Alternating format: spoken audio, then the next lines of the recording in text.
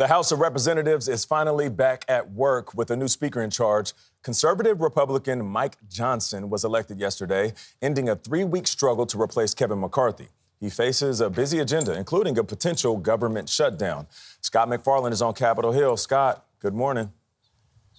Nate, good morning. This time yesterday, Mike Johnson was a little-known congressman from western Louisiana. This morning, he is second in line to the U.S. presidency. And it happened so quickly, Johnson's wife couldn't get a flight here in time for the big moment. The 56th Speaker of the United States House of Representatives, the Honorable Mike Johnson. Congressman Mike Johnson is in just his 4th term, but Wednesday, the 51-year-old former radio talk host and attorney moved into the Speaker's office. We went through a lot to get here, but we are ready to govern, and that will begin right away.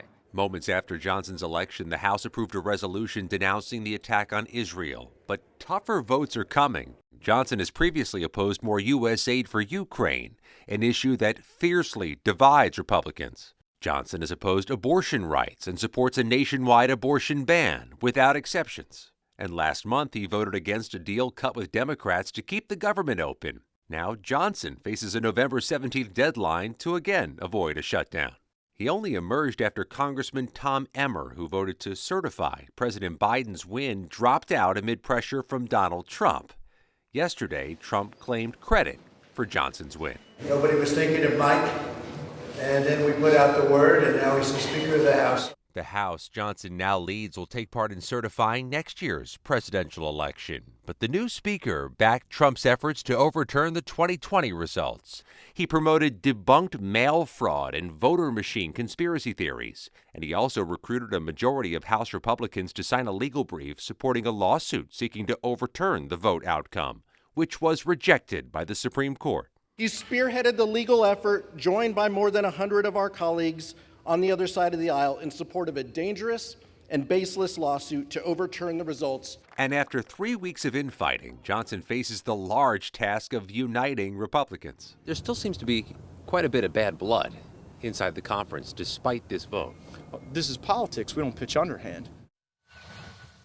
He kept such a low profile, Mike Johnson did. One U.S. senator told me he had to study up on who Mike Johnson is.